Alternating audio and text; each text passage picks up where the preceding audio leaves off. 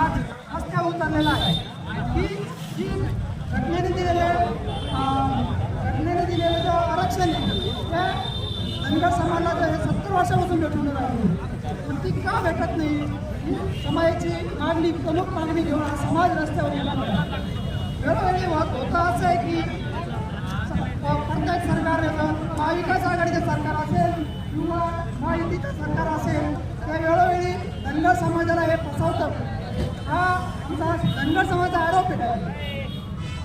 त्यामुळे धनगर समाजाला जे घटनेत दिलेलं डॉक्टर बाबासाहेब आंबेडकरांनी दिलेलं आरक्षण आहे ते भेटलंच पाहिजे. शाळेची जी गाडी आहे ती काढून द्यायची. आता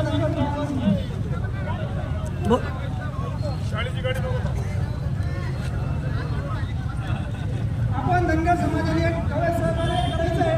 तरी रस्ता रोक करत असो आपण, तरी शाळेचे जे मुलं असेल त्यांना आणि मुलांना सहकार्याची भूमिका आपली व्हावं लागणार आहे.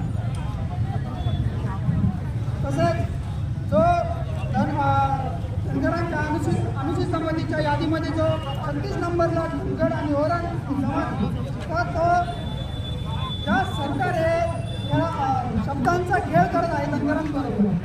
तर धनगर हा ठीक आहे, मान्य आहे की हा सुशिक्षित समाज नसल्यामुळे इतक्या दिवस समाजाला त्याची जाण राहिली नव्हती. परंतु ज्यावेळेस सुशिक्षित वर्ग यांनी अभ्यास केला, समितीने मधुर शिंदे साहेब हे कोर्टामध्ये पण केस दाखल केलेली होती. त्यांनी त्या अभ्यासाचे पुरावे त्यांच्याकडे आहे, कोर्टात पण स्टँड झालेली केस आहे आणि त्या माध्यमातून आम्ही ही वेळोवेळी मागणी करतो. हा काही एका दिवसाचा खेळ नाही, हा वर्षानुवर्ष 70 वर्षापासूनचा हा खेळ आहे. तरी आमची महाराष्ट्र गव्हर्नमेंटला एक विनंती राहणार आहे की त्यांनी लवकरात लवकर धनगर समाजाला एसटीचं आरक्षण देण्यात यावं, पुढील मागणी करेल. तसंच नांदगाव तालुक्यातले जे धनगर समाज आहे, मेंढपाळ बांधव भरपूर आहे, त्यांच्यावर वेळोवेळी हे अन्याय त्यांच्यावर होत असतो. तो अन्यायालाही वाचा फोडली पाहिजे.